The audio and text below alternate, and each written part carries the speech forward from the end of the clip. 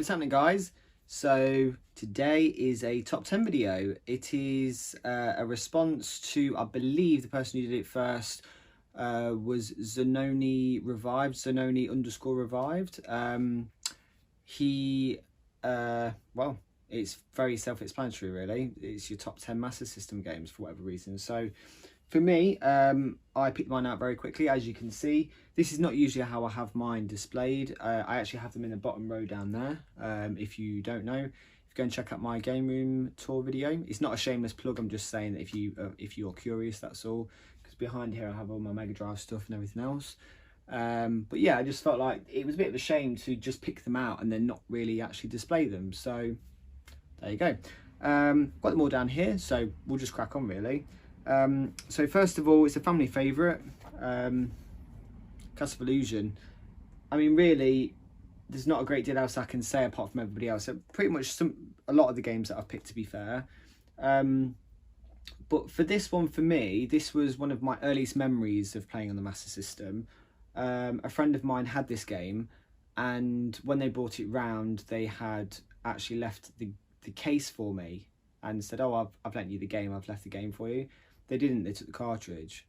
One of those just things that kids do to act like that they've lent it to you, but they actually haven't. "Oh, I forgot. I took the game home."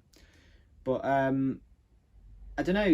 It's always kind of kept this really weird, unsettling feeling for me. Even though it's not even a scary game, I'm into so many horror films. Everything, the gorier the better. All that sort of stuff. I mean, you'll see when I eventually do my room tour, which hopefully should not be very long off now, because I have actually got shelves just out of camera sight. There is actually a shelving unit there that needed shelves basically to put all of my art stuff away, and that was basically the only thing that was holding me up. So now hopefully this weekend I should be able to get that sorted out, and then in the coming weeks be able to do my room tour. But anyway, so this was one of those games where, and it still is actually, I've got it on the Game Gear as well, and I don't know what it is, I can't describe it. It's just got like a really weird atmospheric feeling. For a Mickey Mouse game, I think it nails it quite well. It's only got 6 rounds, but for me as a kid it felt like quite a long game. I don't know about any of you guys. I think from as far as I remember there's a bit of backtracking, I'm not too sure. Not in a massive sense, but you basically would go from one part of the screen up to another, and then you would have to come back on yourself, but it's not like a backtracking game, if that makes sense. So yeah, Castle of Illusion. We have next Alex Kidd Lost Stars. So for this, for me, the box art is amazing. It's always what I've remembered. I remember when my mum came home with it from a car boot, and I was about 8 years old, and she bought this and a couple of the other games that I've actually got in this pile. Castle of Illusion was not my original cartridge. It's not. I've had to buy it again in recent years. But this is my original. And is it complete? It's not complete, sadly. I have Miracle World in there. The manual, I mean. And I like the fact that Alex Kidd Games tried to do something different with each game. And this isn't an amazing game. It's not as good as the first one, in my opinion. But with this, it just has a charm, just has a real charm that I don't really feel like many of the others do, apart from the first. So yeah, I hold it obviously in regard in the nostalgic sense. Next game, The Ninja. So this is my original. I absolutely love this game. One thing I will say is that I'm not taking part of it in any of the Master System challenges, partially because of my setup. I don't want to do it on a big screen TV or anything like that. I don't want to emulate it. Not that I have the power to emulate it, because I don't have that type of technology. But I also don't want it to have like flickering lines and stuff like that. I personally don't feel like that somebody watching my video would find that enjoyable. I mean, I've watched people's videos and I don't mind it, but then it's just kind of hard to explain really. But for me, for this game, I don't think it's underrated, but I don't think it's talked about as much as what it should be. And one of the things I absolutely love on it is the fact that you hold down 1 and 2 on the Master System controlling it does that special shuriken move. It ramps up the difficulty real quick. It's not very forgiving at all, but it's a great game. The next one, despite the fact that I have not picked Bubble Bobble, I actually had that on the Commodore 64, so I didn't really feel like I could say, oh, you know, it's one of my favourite games on the Master System. For me, that's a Commodore 64 game. Just the same with Golden Axe. Absolutely love it on the Mega Drive, but I didn't have it on the Master System as a kid. That's actually my first ever pickup video. My first ever YouTube video. So this one, however, I did have on the Commodore 64, but I also had it on the Master System, and it was bought at the same time as the Ninja and Alex Kidd, and one other game in here.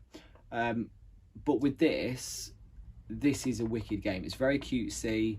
The front cover is amazing. I love the front cover. It's one of my favourite front covers ever.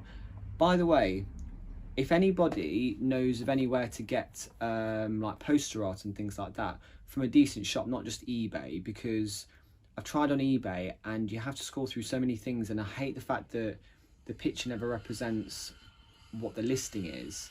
And with the listing, it's a case of the fact that it might be a big poster on the wall, but then you have to look through all these sizes and everything. You have to figure out what the sizes are.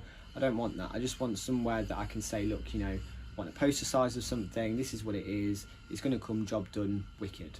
So any of you out there know where to get a decent, cheap, I say cheap, decent, cheap cost, so it's not going to rinse me, company that I can buy posters and stuff from, link it down below, because I'd be interested in that. I want to get some more posters and stuff on my wall. But yeah, Rainbow Islands 2. Space Harrier. So Space Harrier for me is one of those games that as a kid I was blown away. I was about 3 or 4 years old at the fact that it was this 3D looking game, and it holds up really well today. I know that it's not, you know, the best ever game in terms of what Space Harrier could be, but from when I played it in the arcade and then to play it at home, to me as a young child, there was no difference really. Obviously it was better in the arcade and I kind of knew that, but at home it's like, wow, you know, you can play Space Harrier at home. So yeah, Space Harrier. Next one, we are down to the last 5 now. Fantasy Zone.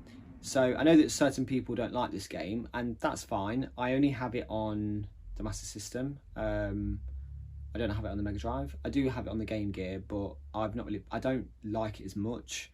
I actually found myself having the converter on the Game Gear to play this on my Game Gear. It has massive amounts of nostalgia for me. The very high squeal, high pitched music, the fact that it was a shooter, but the level looped until you defeated all of like the nests that were there, and then there was a boss, and it could be quite frustrating, especially when you died and you lost all of your power-ups and everything else. The shop aspect, it was just a very simple to learn, very straightforward game. It wasn't very hard to grasp at all, and that's what I liked about it. Not that I'm simple, but I'm just saying. Next one, I had this on the Commodore 64 as well, but I had got this around about 15 or so years ago off somebody, and it is a New Zealand story, and it's very faithful to the Commodore 64 version, to what I remember. Again, wicked poster art. It's an amazing game. The only bit I ever remember really getting up to and getting absolutely pissed off was when, I think it was either level 2 or 3 perhaps, not too sure, somebody probably correct me, where you got on platforms that you had to basically guide yourself around with. And as a kid I found it really hard. I found it a lot easier on the Master System, but I haven't played it for quite a while actually. I need to play this again. But yeah, it's just a great game really. So yeah. And the last 3, Bonanza Brothers. So this was a friend of the family had this game, and I was about 8 or 9 when I first played this, and it's not like an amazing game, but I think that it's worthy of a really good Master System game for the fact that there was platforming elements. There was like a kind of like a bonus stage, and it actually has it on the back where you were in crosshairs, and that was an extra little element that, you know, rather than just a straightforward left to right jump type aspect. And it's got 10 stages. You know, it's not a short game. I mean, Castle of Illusion's got less, and this was just kind of like, I don't know, it's very endearing. The fact that you did shoot people as well, you shot your little gun, and you can hide behind walls and things, and that again was like, it was an extra little element of the fact that you didn't have to directly go out against somebody. You can hide and you can strategize.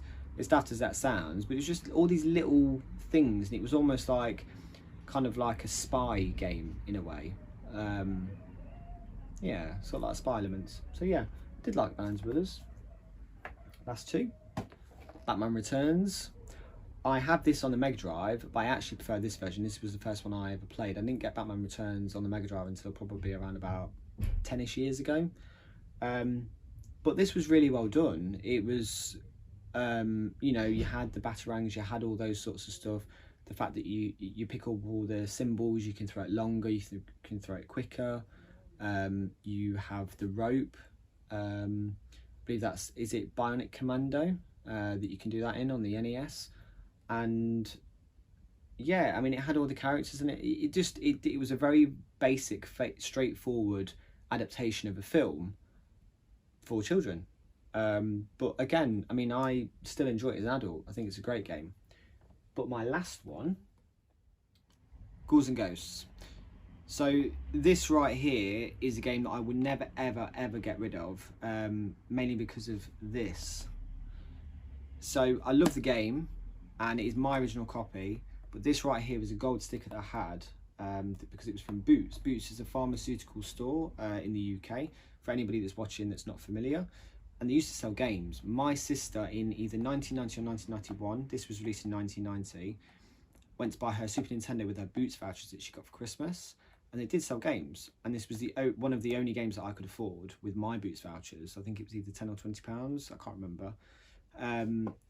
And I remember even as a little kid how hard it was, but how enjoyable it was. So basic. They stripped a lot back, but there was so many effects and stuff in it, all the rain, the wind, all that sort of stuff.